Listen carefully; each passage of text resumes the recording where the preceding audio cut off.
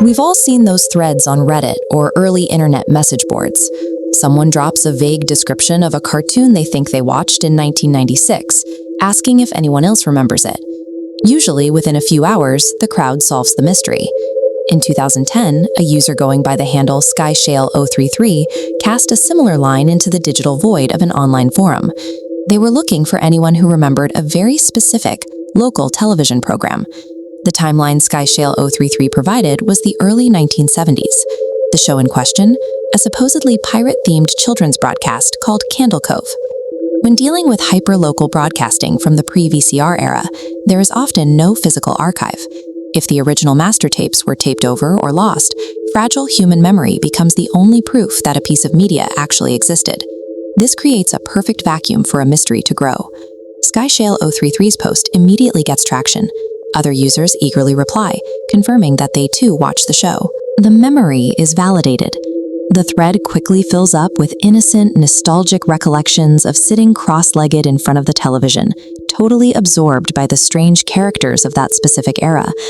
But as the replies stack up, a quiet tension emerges. Nobody can find a single scrap of footage, a merchandise photo, or even a TV guide listing. There's a profound sense of safety in finding these shared echoes of the past. It feels like anchoring a drifting, half-forgotten memory to something solid and real. Without warning, the tone of the thread shifts. The shared recollections begin to darken.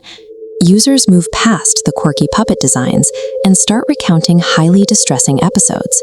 They recall characters screaming directly into the camera and an overarching sense of dread permeating the broadcast. A collective realization ripples through the forum.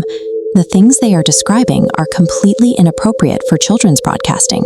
The thread keeps scrolling, the replies coming faster and faster as users corroborate details that no children's program should have ever contained. The contrast is jarring.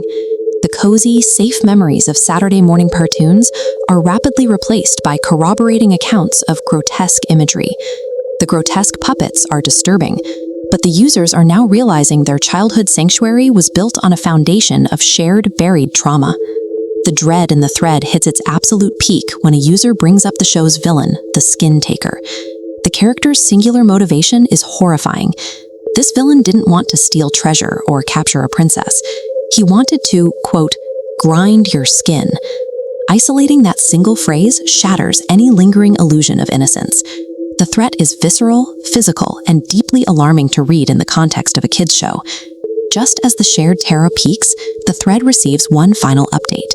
A user returns to report a conversation they just had with their mother about their memories of watching Cove. The mother reveals there was no pirate show. For 30 minutes at a time, the child was simply staring at a screen displaying dead static. This twist destroys the reality of the detailed memories the users just spent the entire thread painstakingly reconstructing. If the broadcast was nothing but white noise, then the puppets, the screaming, and the Skin Taker were all internal. Every vivid memory shared in that forum was just a shape the mind projected onto the static.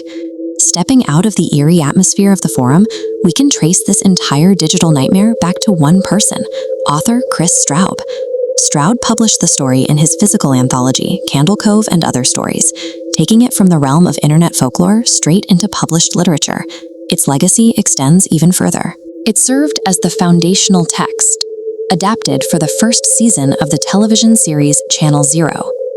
By utilizing the mundane, everyday format of an internet message board, Straub created a modern horror icon that tricked readers into questioning reality and ultimately spawned a television franchise.